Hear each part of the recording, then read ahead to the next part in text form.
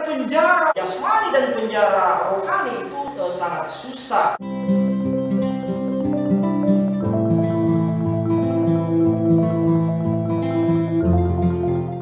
Bismillahirrahmanirrahim. Assalamualaikum warahmatullahi wabarakatuh. Salam sejahtera untuk kita semua. Alhamdulillahirrabbilalamin. Wassalatu wassalamu ala asrafil anbiya'i wal mursalin Sayyidina wa maulana wa habibina Muhammad sallallahu alaihi wasallam. Pertama-tama dan yang utama, mari kita syukur hadirat Allah subhanahu wa ta'ala atas keberkahan dan rahmat hidayah oleh Allah subhanahu wa ta'ala masih melimpahi kita semua. Salawat dan salam tetap tercurah pada junjungan kita Al-Mustafa Nabiullah Muhammad sallallahu alaihi wasallam beserta para keluarga, sahabat dan kita semua para pengikutnya yang senantiasa mengikuti sunnah-sunnah beliau. Saudara-saudara kaum muslimin dan muslimat yang dirahmati Allah Subhanahu wa taala. Hari ini perkenankan saya menyampaikan sebuah hikmah, yakni hikmah Ramadan dalam perspektif filsafah atau falsafah Ramadan atau falsafah puasa. Jamaah sekalian yang dirahmati Allah, kalau kita hitung-hitung umur kita sekarang ini, mungkin kita yang berusia sekitar 25 tahun atau mungkin 30 tahun, itu artinya ada separuh, hampir 10 atau 15 tahun atau bahkan 20 tahun kita sudah melakukan ibadah puasa di dalam kehidupan kita. Di dalam tradisi Islam, nyaris anak-anak kecil kita sudah ajarkan berpuasa. Artinya apa?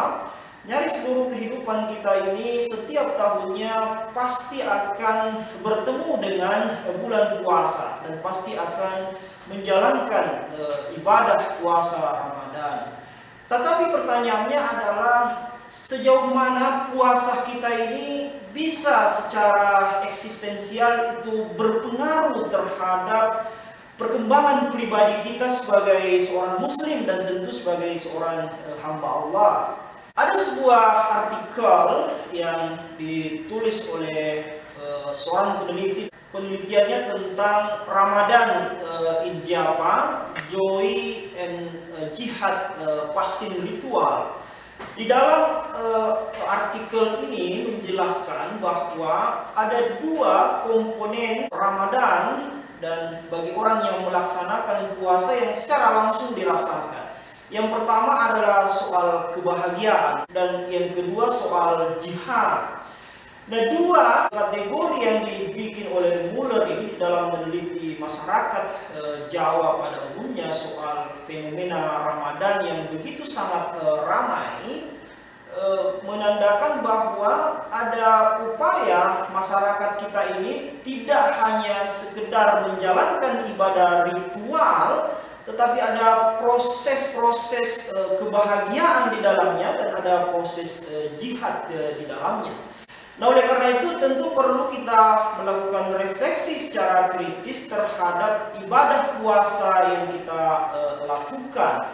Para filosof-filosof muslim seperti filosof Suhrawardi misalnya menyebutkan bahwa sebenarnya puasa itu diperuntukkan untuk kita untuk kemudian keluar dari penjara-penjara. Jadi di dalam diri kita ini ada dua penjara menurut Suhrawardi. Yang pertama adalah penjara ragawi dan yang kedua adalah penjara rohani. Nah, penjara ragawi dan penjara rohani ini yang kadangkala mengkooptasi dan mengkerdilkan nilai-nilai kemanusiaan kita sebagai hamba Allah. Katakanlah misalnya penjara ragawi, kita sebagai manusia modern itu nyaris 24 jam hidup kita dikendalikan oleh smartphone kita, oleh HP kita, oleh pernak-pernik modernitas. Dan ini menurut saya perlu menjadi refleksi kritis kita sebagai orang yang berpuasa. Jangan sampai penjara ragawi ini membuat kita menjadi budak teknologi modern yang kemudian mengalihkan perhatian kita di dalam menyembah Allah Subhanahu wa taala, malah menyembah pernak-pernik dan hasil dari modernitas tadi seperti HP, bantuan-bantuan seperti mobil kita mungkin atau motor kita mungkin yang menyebabkan terjadinya penjara ragawi. Yang kedua adalah kita terpenjara secara rohani. Kadangkala pikiran kita atau perasaan kita ini dikendalikan oleh eksternal yang ada di luar kita. Nah, oleh karena itu penting saya kira untuk menjadikan puasa ini supaya kita lepas dari penjara rohani kita. Perasaan kita tentu harus senantiasa merasa diawasi oleh Allah. Mungkin bagi kita yang seorang pejabat atau seorang pekerja, harusnya lebih mendahulukan perintah Allah daripada perintah atasan kita. Karena jangan sampai atasan kita ini menjadi Tuhan-Tuhan baru di dalam kehidupan kita.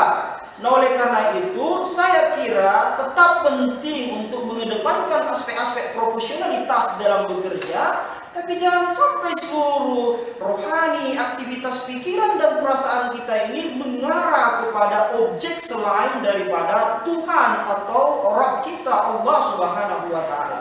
Nah, saya kira ini filosofi dari puasa kita yang bisa menjadi refleksi kita soal pentingnya kita keluar dari penjara ragawi dan penjara rohani tadi.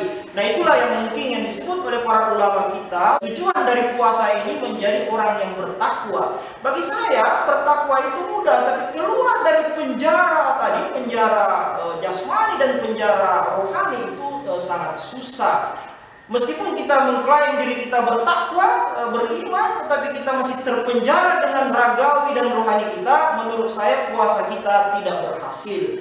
Oleh karena itu, melalui hikmah Ramadan ini, saya kira penting kemudian kita melihat kembali, bermuhasabah kembali, merefleksikan kembali soal penjara-penjara tadi. Jangan sampai kita ini merasa diri bebas padahal kita terpenjara dengan ragawi dan rohani kita. Kita jangan sampai menjadi budak dari produk-produk teknologi modern, produk-produk yang sedianya sekedar menjadi pelengkap dan bisa-bisa berubah menjadi sesuatu yang tidak bisa lagi kita hidup tanpa adanya bantuan, misalnya smartphone tadi. Itu artinya kita sudah memperduakan Tuhan dengan smartphone kita. Juga dengan perasaan dan pikiran kita. Jangan sampai perasaan dan pikiran kita ini 24 jam memikirkan pekerjaan kita. Akhirnya kita jadi stres, jauh dari Tuhan, dan bisa-bisa kita menjadi gila nantinya. Oleh karena itu saya kira penting untuk, apalagi di akhir-akhir Ramadan seperti ini, untuk kembali merenung, kembali merefleksikan diri, kembali bermuhasabah dengan sebaik-baiknya supaya puasa kita ini betul-betul nantinya menjadi la'allakum tattaqun, menjadi orang yang bertakwa, tidak hanya sekedar meninggalkan larangan Tuhan dan melaksanakan perintahnya, tapi betul-betul memperhatikan aspek-aspek ragawi dan rohani kita supaya tidak terpenjara. Mudah-mudahan Ramadan kali ini membuat kita menjadi manusia yang merdeka, manusia yang bebas, manusia yang bebas dari tekanan hawa nafsu, tekanan ragawi yang akan merusak kita, merusak masa depan kita, tentu merusak seluruh pahala-pahala yang kita lakukan. Ibadah-ibadah yang kita lakukan di bulan Ramadan ini menjadi ibadah pelengkap terhadap bagaimana upaya kita keluar dari penjara-penjara tadi itu. Jika 11 bulan ke depan kita tidak mampu keluar dari penjara ragawi dan penjara rohani kita, tentu kita pastikan apa yang kita lakukan di dalam bulan suci Ramadan ini gagal segagal-gagalnya. Oleh karena itu, jamaah sekalian, kaum muslimin dan muslimat dimanapun berada, terakhir tentu mari kita semua kembali merefleksikan diri, kembali menilai diri kita. Jangan sampai kita ini terpenjara oleh ragawi kita, oleh rohani kita. Mari kita keluar dari penjara-penjara itu, lalu kita sampai pada tahap nanti 1 Syawal menjadi manusia, menjadi umat muslim yang merdeka, yang bisa layak disebut menjadi orang yang kembali kepada fitri, atau orang yang melakukan Idul Fitri, kembali kepada kefitrian atau kesucian eksistensial kita sebagai manusia.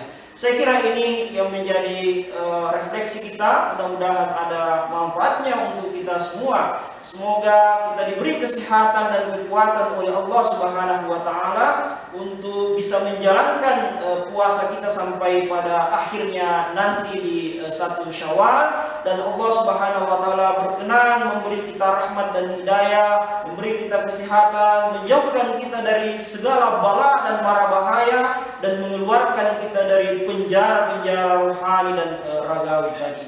Demikian saya kira apa yang saya sampaikan, mudah-mudahan ada manfaatnya, lebih dan kurangnya mohon dimaafkan. Billahi taufik wal hidayah. Wassalamualaikum warahmatullahi wabarakatuh.